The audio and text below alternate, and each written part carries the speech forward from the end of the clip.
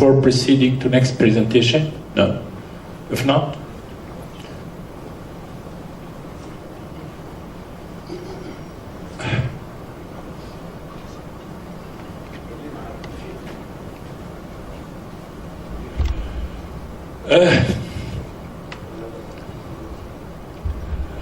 راح أخيركم to choose a language. I can talk in English, either in French, if you like, or even in Arabic, because also I have been teaching at Alipo University for 28 years in Arabic language. I'm proud to teach in Arabic, but now I can speak also Franco-Arabic. What do you prefer? Which language? Arabic? Franco-Arabic? So this is the Egyptian way to learn medicine. Where is Namshab? You know what is Franco-Arabic?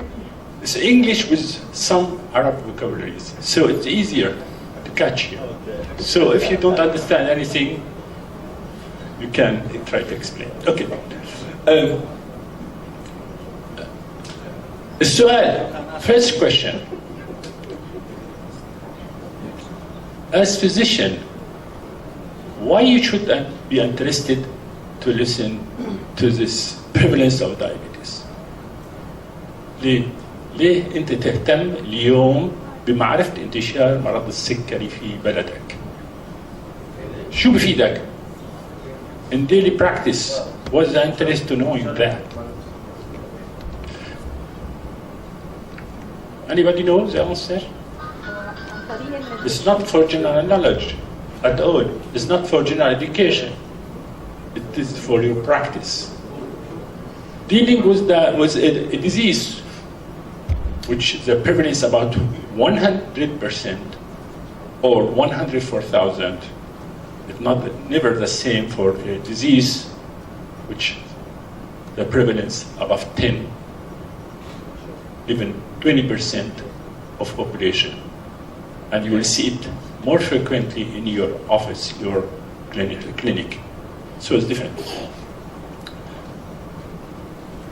كمان, when you know the prevalence and the risk factor, you may help your patient to avoid to develop diabetes, and even your family, your friends, not only patients. إذن هذا له إسقاطات على الحياة العملية، على ممارستك اليومية، وليس علم للعلم فقط أو للثقافة الطبية. Just want to go. طبعا, you know, diabetes has been discovered in this country 3,500 years ago. حتى الآن 3,500 years, a lot of challenges. We are not able to cure diabetes, maybe try to prevent it. Again, it's not easy. There is many challenges to diabetes, chronic disease. No, this way. This is complicated. Oh, this one. And so, yeah, I got it. Okay.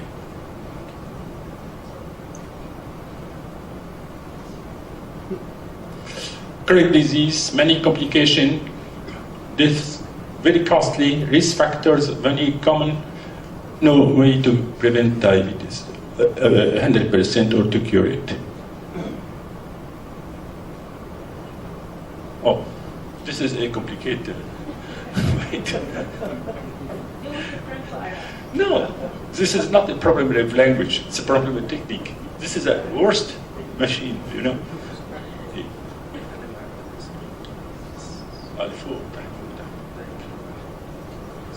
Okay, thank you.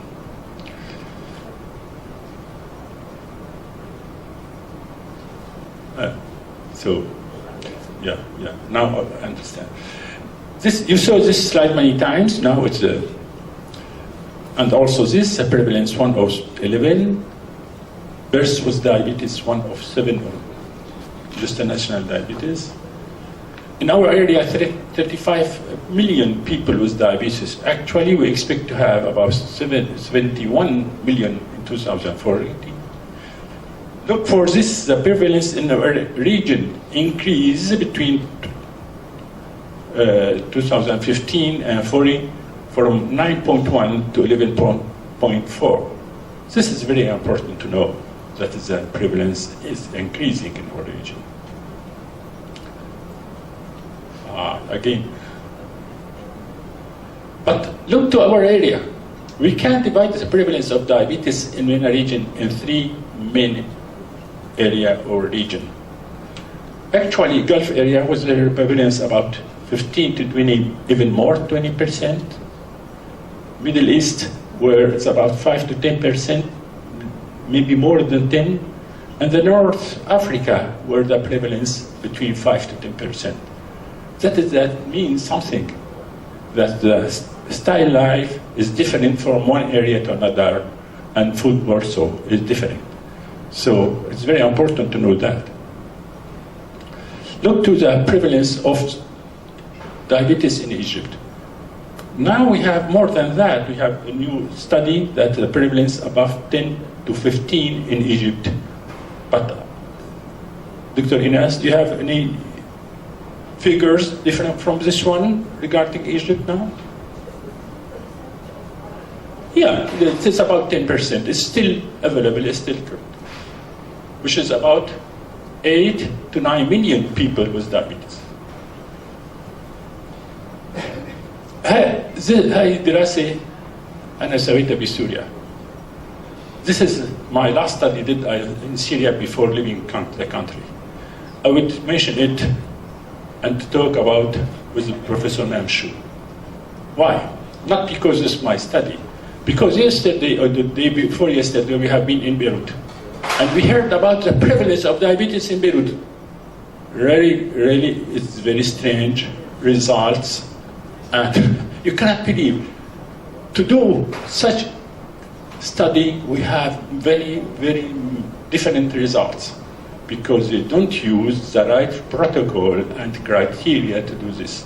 When I started to do that, I went to Paul Zimmet and asked him, what you advise me to do if you want to do a house survey for diabetes.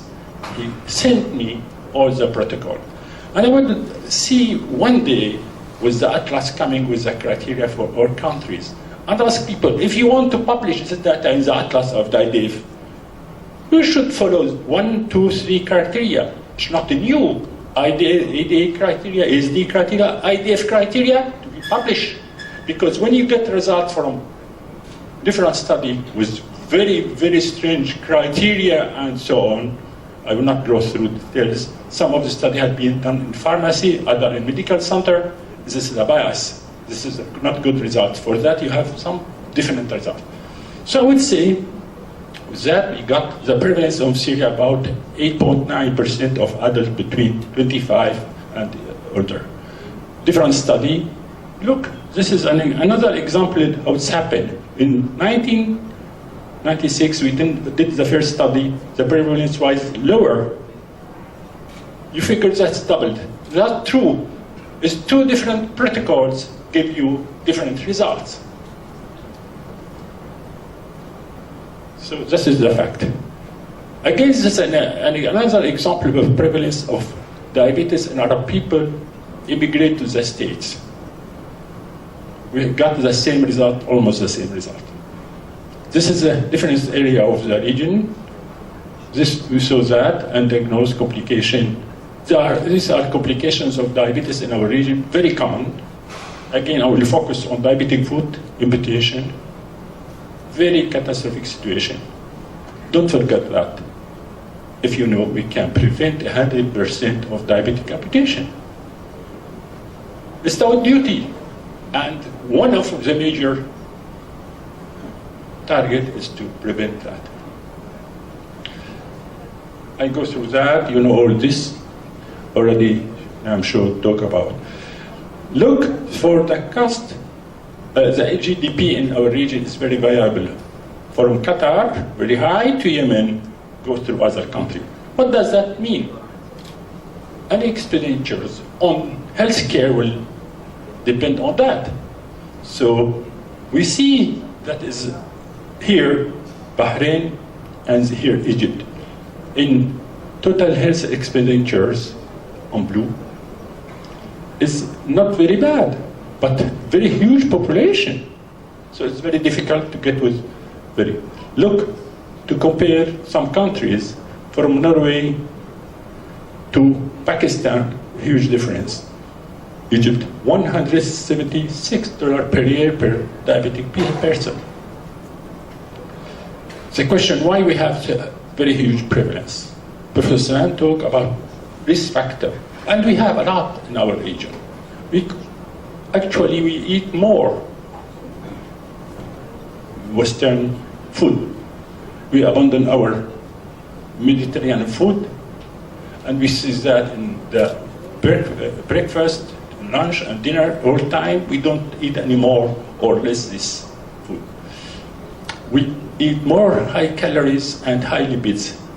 We also, it's very common in our cities. You go through Cairo and you will find a lot of fast food restaurant around the area. It's cheaper, it's very easy to eat, and so on. This McDonald's in Saudi Arabia, you saw. Look, the consumption of lipids in the area is doubled in Egypt and tripled in Saudi Arabia. In Egypt, it's here, and Saudi Arabia here, Libya. It's very, very alarming. And we actually practicing less with low physical activity. I will show you this image. A few decades ago, we are using this transporter of desert, the camel, and now we are using this Mercedes of Germany. So, not the same activity, of course. I know there is not too much Mercedes in Egypt, but still, the streets are very crowded, and there is no place to walk in the street, or they don't use public transport. Again, yesterday we have been in Beirut. It took us 1 hour to cross 3 kilometers in a car. 1 hour. And we have the meeting with Mayor of Beirut said, what you are doing to plan something more healthy? There is no way to walk, there is no public transportation, it's very crowded, pollution is very high. So we have to start to think about what we call friendly cities for diabetes. Obesity is very common. It is a caricature image of Arab people now. Also, we live more longer than before, and life expectancy is longer. Look here, is in the region, Israel 82, Qatar 78, Egypt in 16th position, 70.94, Syria in 144 position now after the war. So we live less than others. So in some way we have less chance to develop diabetes. People died before. So we have to face all these challenges, and we have to promote diabetes care, prevention worldwide, and we have to look at the IDF mission with prevention care and access to medical care. Education is the most important issue in our region. We are working on that. We have to organize this awareness campaign over all the country and the regions. I believe each one of you can participate in some way in this. Not only being here today, but go back to your home, to your office, and get some message to your patients. أحكي لكم قصة. When I started 16 years ago, our first educational program in Syria, what's happened? All physicians came to us. I said, okay, what you are doing, you are teaching Fatma, Aisha, how to eat. Is something wrong in your mind? I said, yes, why not? And today, this is something that became very, very common before the war, of course, in our country, and Ministry of Health adopt our program and became a part of National Diabetes Program. And in your city, your center, if you are motivated, you can start your own program. It's always something very positive to start today. Making for a more Diabetes Day, a day to celebrate all events, and this year we have World Diabetes Day. The title is Women and Diabetes. So I saw here a lot of women. Majority of physicians who are working on diabetes are women. In Egypt, also in Europe. I don't know why. Why women prefer working on diabetes more than men? Do you have a answer for this question? I believe they are working and they have their family, and there is less emergency in diabetes than in cardiology or in surgery. So maybe this is the reason for it. So not only World Diabetes Day, all the year should be the opportunity to develop awareness campaign and education to people. You know, this is an example of some activity in the region. This one is a MENA region workshop a few years ago in Syria. This is how to develop not only for patients. I'm talking about some patient education, but it could be, and most importantly, for educators also. You have to educate educators. You start from that. I know Dr. Inas has a lot of activity in such topic. So there is a good thing going on in Egypt now. Screening for diabetes, you are aware there is about between 30 to 80, even 50% of undiagnosed diabetes in our country. And we have to develop our own guidelines. Again, when we talk about diabetes and management of diabetes, most people going to ADA guidelines, AASD guideline. I would say to you, this has nothing to do with our daily practice in our region. And we are going to explain that later in the next presentations. But we developed some guidelines for our region regarding diabetes and Ramadan, diabetes al-Hajj, diabetes in low-income people. This is something for our region. You cannot copy what is done in Europe or in the state in your country. Please don't repeat the same mistakes done in other regions. Also, training for people on diabetic food care, very important, and we are planning now in MENA region to have our first workshop on diabetes care in March 2018. If you are interested, you can register for that. Prevention for diabetic food, training workshop, and of course, collaboration with WHO, which is very difficult because WHO prefer dealing with government more than NGOs. And most importantly, we develop national diabetes program in each country to try today. And I will stop very slowly on this issue. We have in our region at least 7 conflicts now, starting from Afghanistan to Libya through Syria. And we have 1 million of people with diabetic people in disaster situation. They need help, and we are working on that actively to try to find the solution for these people living in these conditions. And prevention, we talked yesterday about prevention. I will not stop more on that. So we need to work hardly in our region to try in some way to deal with our challenges we're facing today in our region. I believe our next chairman of the region, Dr. Abbas, said for Pakistan will continue this activity. But for now, what is interesting, I would thank Dr. Inas for what she is doing for people with diabetes in Egypt, particularly for the education and now for this workshop. If you have any question, please don't hesitate to do that. No questions? If not, yes? I think we need to make the doctors without borders for our local problems from Afghanistan to Syria to Libya. You attracted my attention to this. I think this is very important. We need it actually for proper education and the proper diagnosis and care for this diabetic case. You talk about two issues. First, how we can develop more education and awareness in the region. Yes. And second point was doctors without borders are involved in this us. activity. Well, actually, I don't have much time to talk about diabetes and disaster.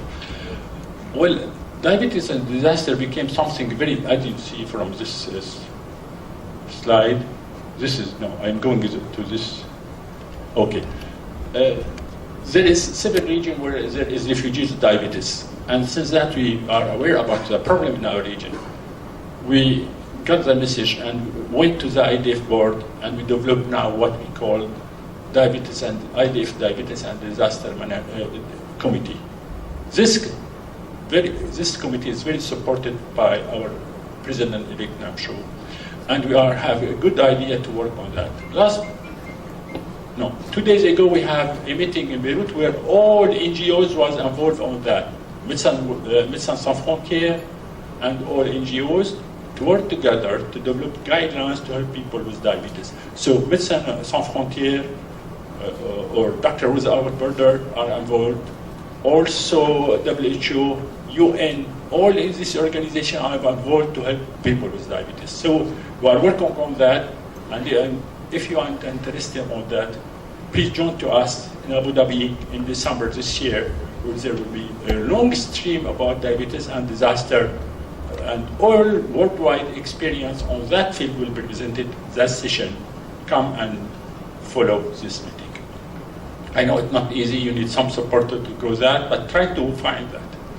And regarding education and awareness, it's very important because, in my belief and my experience of 33 years of practice on diabetes, for developing country, it's not very important to get the last drugs to treat diabetes. Not that that doesn't change anything.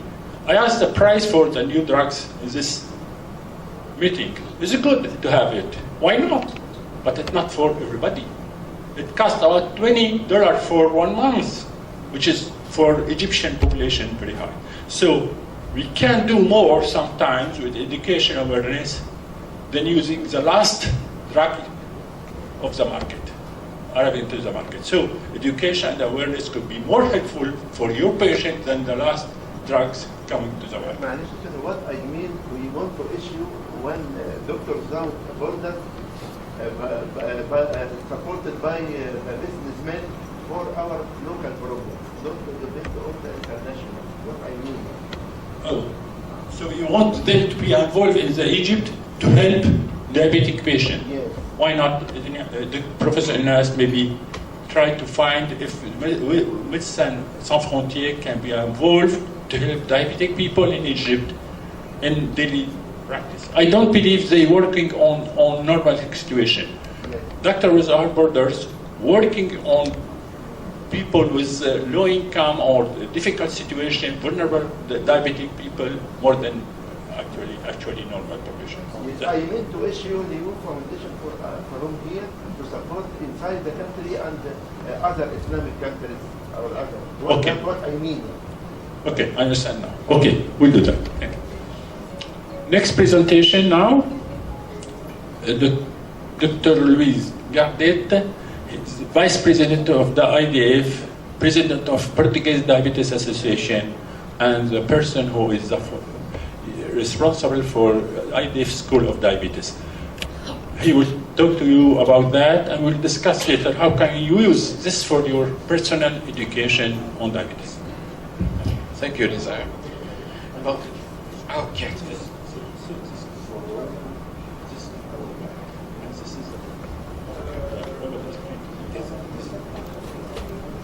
Thank you, my friend Nizar. My mission is to speak about the IDF Diabetes School. Don't be afraid, I don't want to I'll go to speak in Portuguese. So,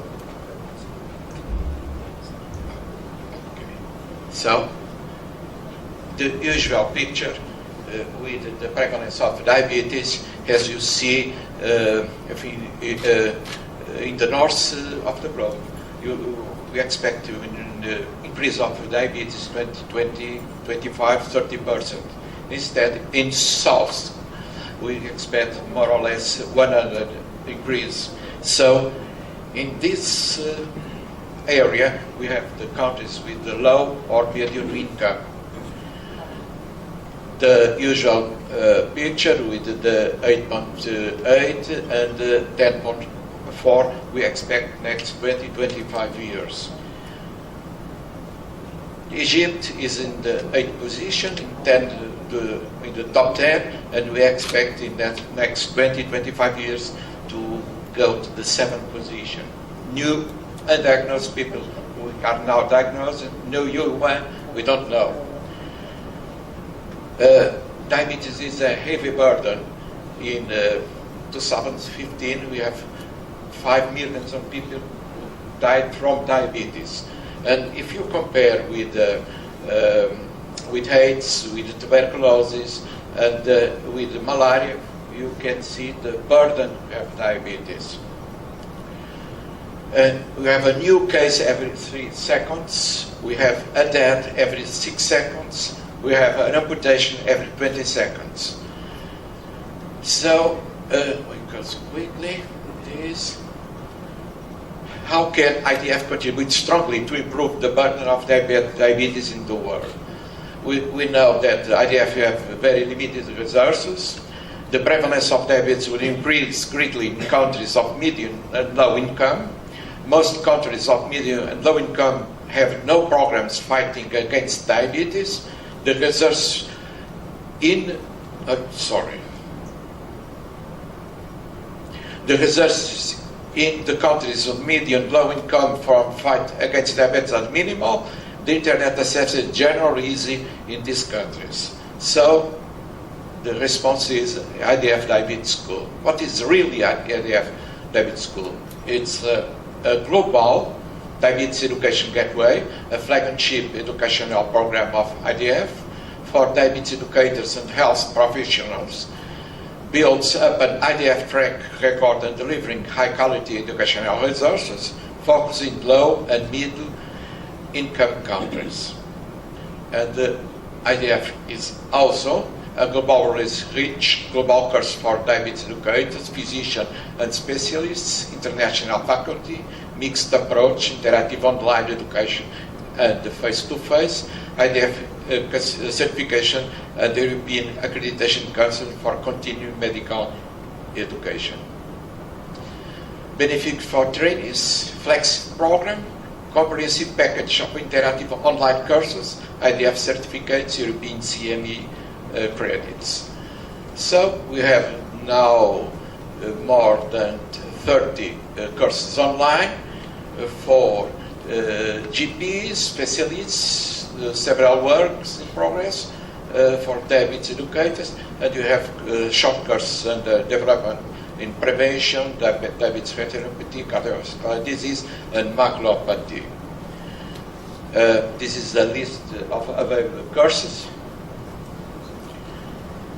You can see we want to cover all we need about education and training people. And some statistics we have now is something was launched in the World Diabetes Day last year. We have more than 2,000 people using the courses, 154 nationalities. Most of people are HCPs. Gender, more families, people with more training in years, and we arranged a balance about the distribution in the world, and India is the top 10 of using this kind of course now. Let's go back.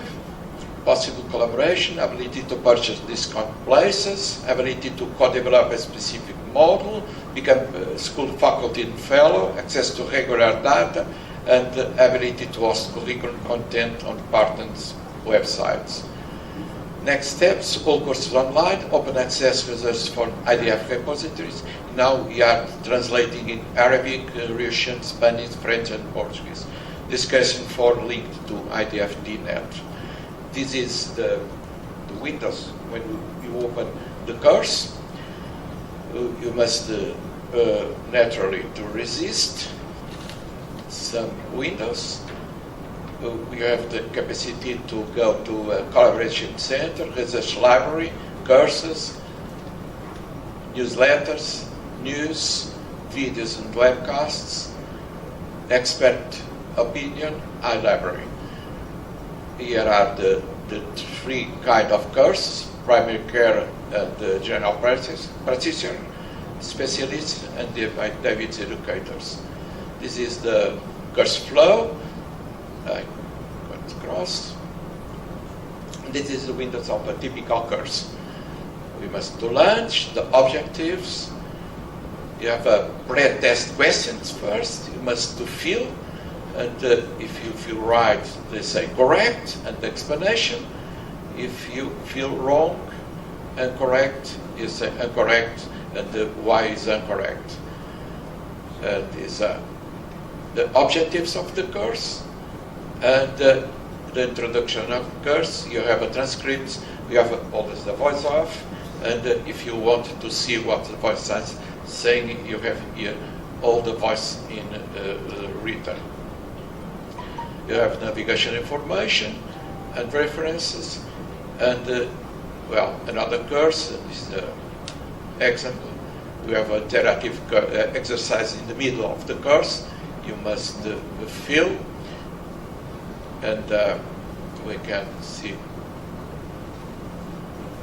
kind of interactive correct exercise, the summary, and the post-test. And thank you. Well, what I invite you is, I have an example. We go to see if it works, because with the internet. Let's go. It's yes, we can choose.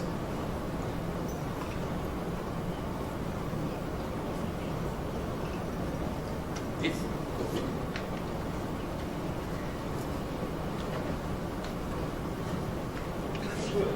Diabetes school could help you in practice.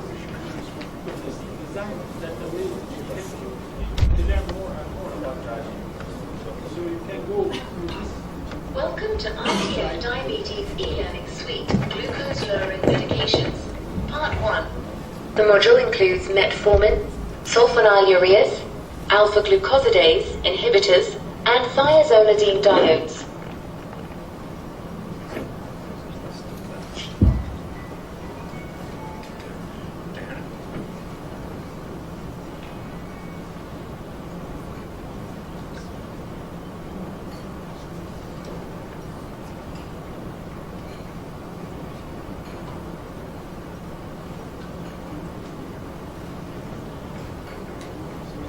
Glucuronide are type of calcium. If you could submit. What was it? It's incorrect. Incorrect. And they have down the right. Which of the following is type of thiazolidine?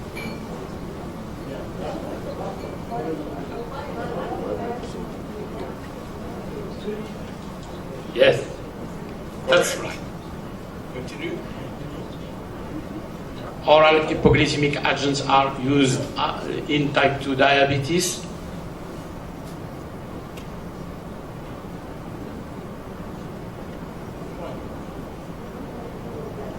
Submit. Incorrect.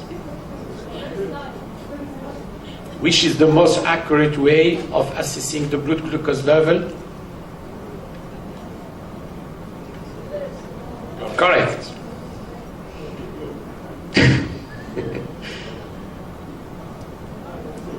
Exenatide. Exenatide is common injectable hypoglycemiant agents. Yes, that's right.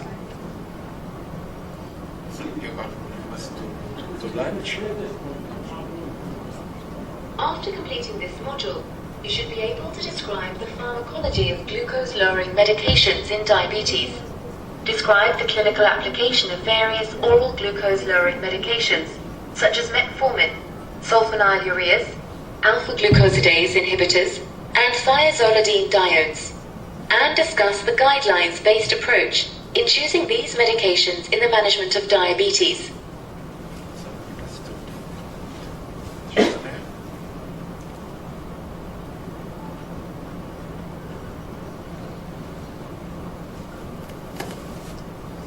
The primary aim of pharmacotherapy in diabetes is to reduce hypoglycemia, which is reflected on the HbA1c levels, minimize the adverse effects of drugs, such as hypoglycemia, scale up or at least maintain quality of life and well-being, and prevent or delay the development of acute and chronic complications.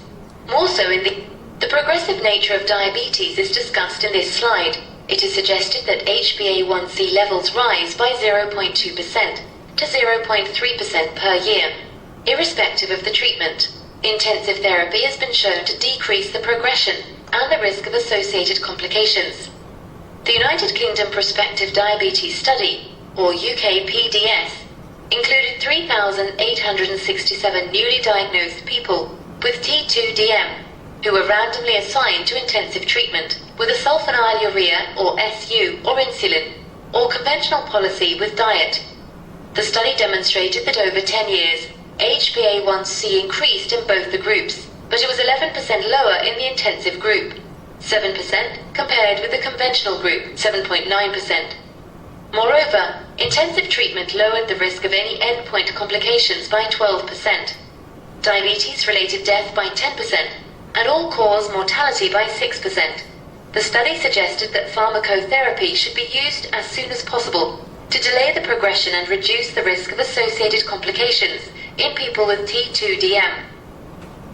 So we must stop now. This is an example of the course. There are several courses for specialists, GPs, educators, but this is one of the examples we have. Thank you very much.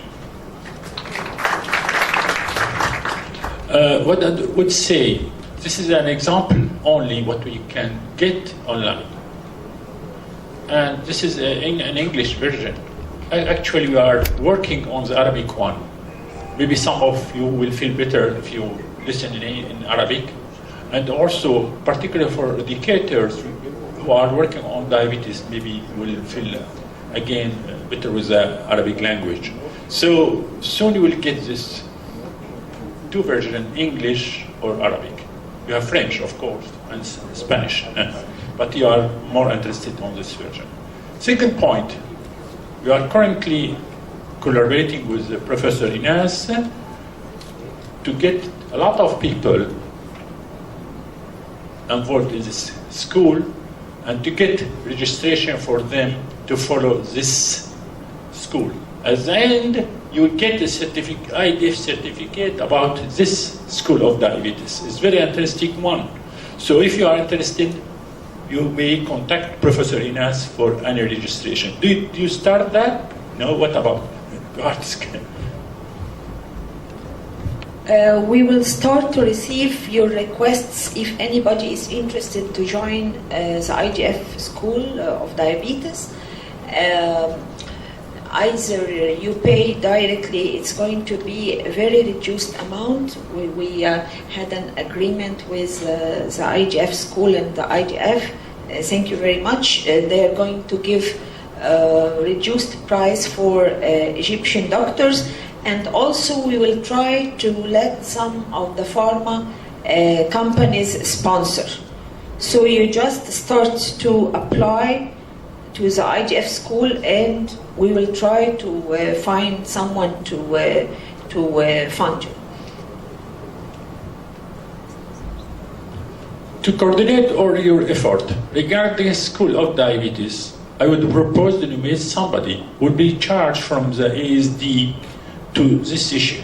That's mean he will be, I said, the supervisor for you to help you how to go through inscription, how to follow the course. Well, if you have any technical problem, how to connect with the AASD or either with Professor Louise Gardit in some way, because alone you need first to get your inscription, second to learn how to go through the program, and to motivate you more and more to follow, to finish, to be updated every day, and to get at the end your certificate. Most of these courses are not followed 100%. People forgot to follow. We have to send you a reminder and so on. The English version is going to be suitable for Egypt, Dr. Nizar. We will not wait for the Arabic version because we study medicine in English. For educators, maybe yes, they need the Arabic. Yes, okay. We will open a link, or we will receive your requests to our secretary.